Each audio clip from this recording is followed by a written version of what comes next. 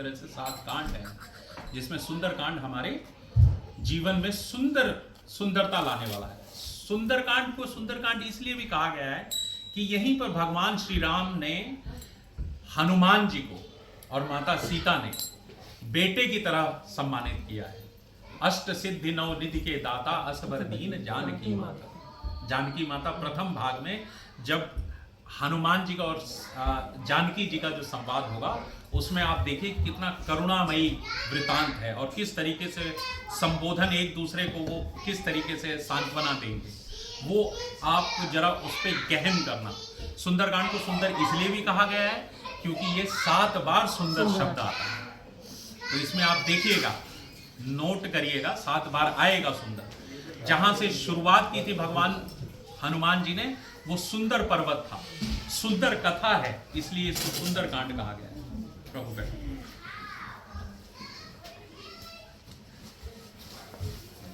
ठीक है जी। माता सीता ने इनको पुत्र के समान अष्ट सिद्धि 9 निधियों का वर दिया है। ठीक है। और उसके बाद राम जी ने तो इतना कह दिया है जो आज तक कभी किसी को नहीं कहा था कि बेटा तुमसे उऋण में सारी जिंदगी नहीं हो सकती। सिर्फ राम जी ने ऐसी बात मेरे हनुमंत लाल को कहा। ये हनुमान जी की कथा की महिमा है। ठीक है। और सुंदरकांड इसलिए भी सुंदर है कि हमारे जीवन में हर चीज सुंदर लाने वाला सुंदरकांड ही है। ठीक है। और सुंदरकांड जब शुरू होता है तो सुंदर पर्वत से शुरू होता है। और सुंदर, इसमें आप देखो किष्किंधा कांड और सुंदरकांड को अगर आप कंपेयर करोगे तो सुंदरकांड में बहुत कुछ होता है। किष्किंधा कांड में सिर्फ प्लानिंग चल रही होती है। सुग्रीव जो है उसमें बाली का वध होता है, सुग्रीव जाके उसमें अपनी लालसा में लुप्त हो जाता है, फिर लक्ष्मण जी उसको धमकाते हैं। ठीक है, इतना ही कुछ होता है। उसके बाद सुंदरकांड में आप देखो कि पूरी कथा का भार जो है हमारे हनुमंत लाल ने उठाया, इसलिए इसको सुंदरकांड कहा गया है। सुंदरकांड में ही भगवान हनुमंत लाल, वैसे तो ये शंकर सुवन केसरी नंदन कुछ लोग ये भी कहते हैं और कुछ लोग ये भी कहते हैं शंकर स्वयं केसरी नंदन। रामचरितमानस और रामायण में क्या डिफरेंस है? रामचरितमानस 4 लोगों ने अलग अलग वक्ताओं को सुनाई है। 4 वक्ताओं ने 4 श्रोताओं को सुनाई। सबसे पहले शिव भगवान ने पार्वती जी को सुनाई और शिव भगवान ने अपने मानस में ग्रहण कर रखा है, इसलिए इसको रामचरितमानस।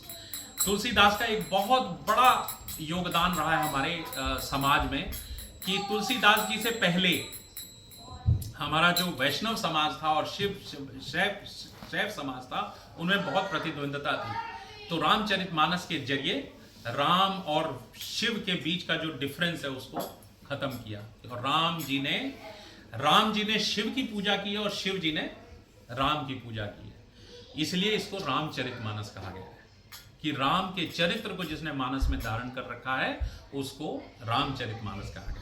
वाल्मीकि जी की रामायण जब आप पढ़ेंगे तो वाल्मीकि जी की रामायण में आपको लगेगा कि it is more towards incline towards Sita ji का महात्मा है। सीता जी को महान, मतलब राम का ही वर्णन है। और जिन्होंने रामायण को विटनेस किया है, हर लोगों ने अपने रामायण को अपने तरीके से, तुलसीदास जी ने अपने तरीके से लिखने की कोशिश की है। राम जी को महान, राम जी को सेंटर में रखा है। इसी तरीके से वाल्मीकि की रामायण में आप देखोगे, अगर आप गहन अध्ययन करोगे तो वो सीता जी को थोड़ा ऊपर उठा। That's a difference between Ramayan and Ramcharitmanas. Ramcharitmanas में बाबा तुलसीदास जी ने जो कांड जहां शुरू किया है, हर कांड की समाप्ति की फलश्रुति दी है। जैसे आप किष्किंधा कांड में जैसे हमने पढ़ा, तो किष्किंधा कांड में हमने क्या पढ़ा?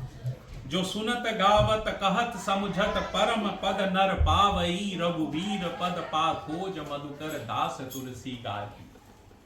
जो सुनेगा, जो गाएगा, उसको परम धाम की प्राप्ति होगी। इसी तरीके से सुंदरकांड जब अंत होगा तो उसमें भी फलश्रुति, हमारी सनातन धर्म की जितनी भी हमारी कथाएं हैं, जितने भी कांड हैं, उसमें फलश्रुति दी हुई है कि भाई इस कार्य को, क्योंकि कोई भी कार्य करने से पहले हमें वो पता होना चाहिए हम क्यों कर रहे हैं, व्हाई वी आर डूइंग। ठीक है, तो दिस इज व्हाट फलश्रुति। तो आप हमारी कोई भी हनुमान चालीसा, जो यह पढ़े हनुमान चालीसा वो सिद्धि साक्षी को कौन किसने सिद्ध किया है? ठीक है। अच्छा, जगह जगह पे आप देखोगे तुलसीदास जी की रामायण रामचरितमानस में उमा जी को शिव भगवान सुनाते हैं। ठीक है, मैं बीच बीच में हाथ उठाऊंगा तो जस्ट लाइक यू नो, अभी तो हम वेग में पढ़ेंगे क्योंकि समय का थोड़ा हमें वो दिया डंडा मारा है।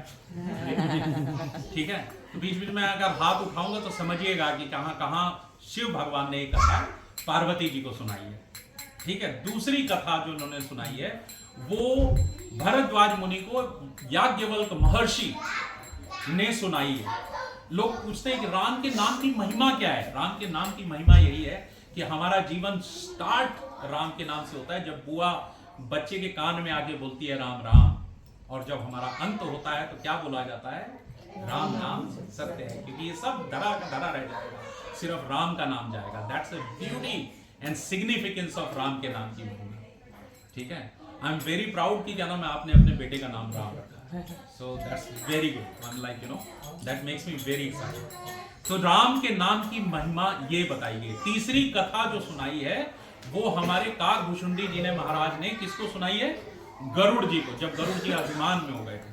और चौथी कथा स्वांतः सुखाय, तुलसीदास जी ने अपने मन को सुखी करने के लिए, और तुलसीदास जी के थ्रू ये कथा हम आज कह रहे हैं और सुन रहे हैं।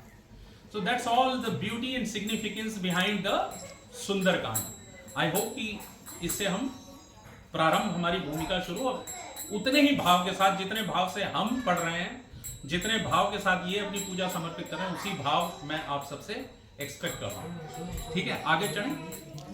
ठीक है मैडम जी, भाभी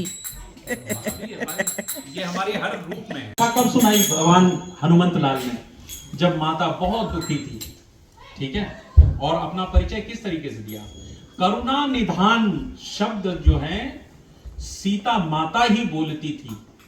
किसको? राजीव नयन श्री रामचंद्र जी महाराज। तो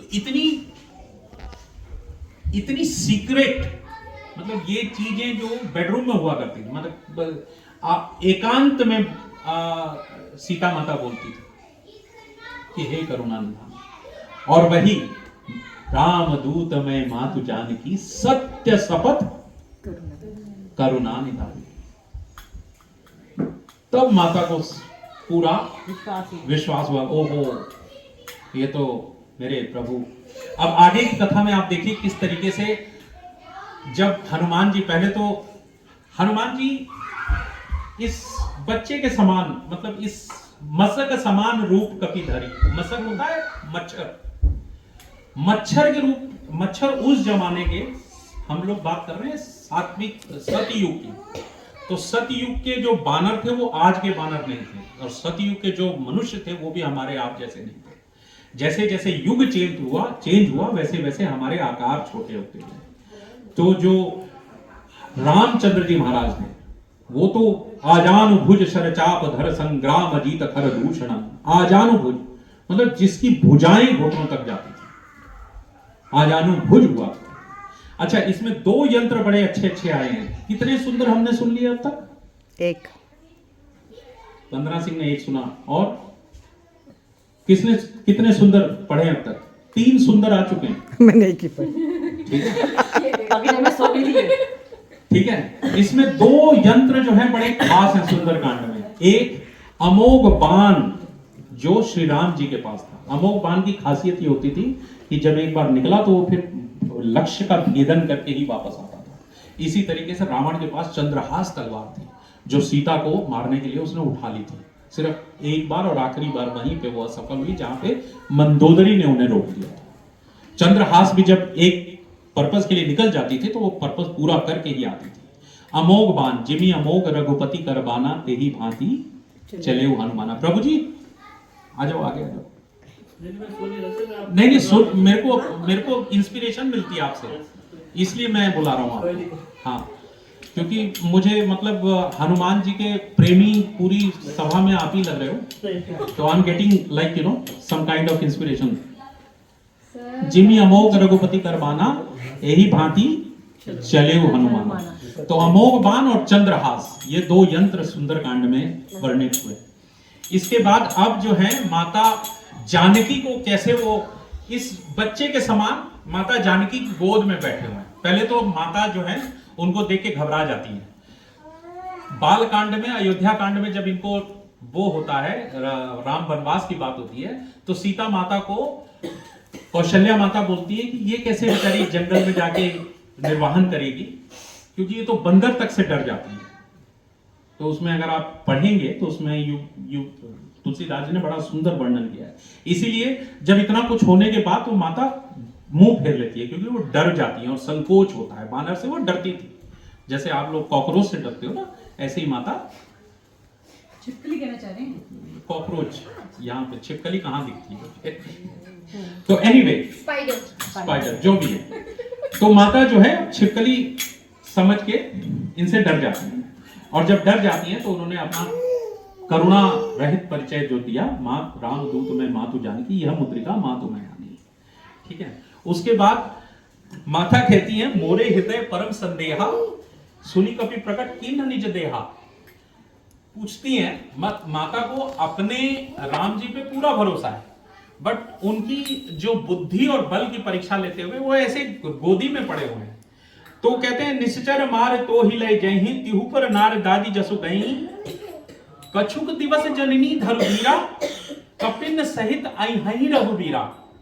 अच्छा, हनुमान जी एक मशक समान रूप में पड़े हुए हैं। कहते कुछ दिवस, कुछ दिनों की बात है माता, थोड़ा सा सब्र करो, मेरे भगवान आएंगे, कपियों के समेत आएंगे, और इनको तो बस ऐसे पतंगे की तरह जरा हुआ। सुनु माता शाखा मृगन, नहीं बल बुद्धि विशाल, प्रभु प्रताप ते गरुड़ई, खाई परम लघु ब्याल। अच्छा, उपमा और उपेक्षा, उपमा और एक और अलंकार है, उसका बड़ा सुंदर वर्णन किया है कि उपेक्षाएं जो दी हैं बहुत मतलब उल्टी दी हैं तुलसीदास जी ने, कि जैसे गरुड़ सांप को खा जाता है, मेरे प्रभु का प्रताप इतना बलशाली है कि सांप गरुड़ को खा जाता है। आग रुई को जलाती है, लेकिन रुई आग को जला सकती है, मेरे प्रभु में इतना प्रताप है। ऐसे ऐसे सांत्वना दे रहे हैं हनुमान जी, राइट। सो मतलब उनकी बुद्धि और विवेक का जो परिचय है इस वृतांत में है। तो माता को ना हल्का सा संतोष नहीं है, उनको क्वेश्चन होता है। तो क्या कहती हैं, मोरे हृदय परम संदेहा, सुनी कपि प्रकट किन निज देहा। कहते हनुमान, ये जो कपिन हैं जो आए, वो मतलब तेरे ही साइज के हैं, और इसी साइज के बेस पे हनुमान मतलब जो राम जी इन राक्षसों का भक्षण करेंगे।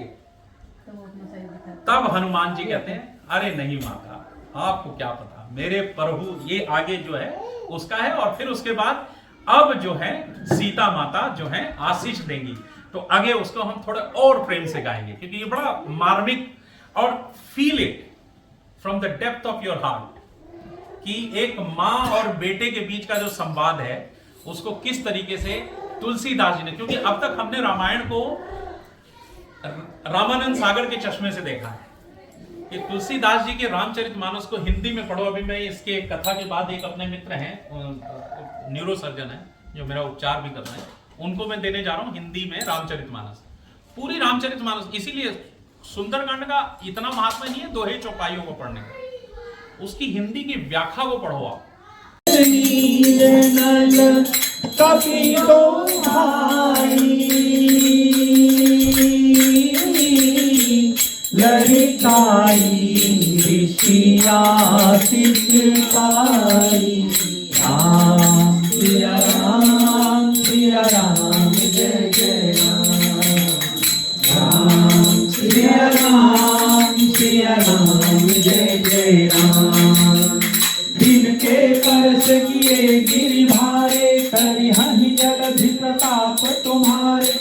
मैं बोली और धरि प्रभु प्रभुताई, करिहउ बल अनुमान सहाई।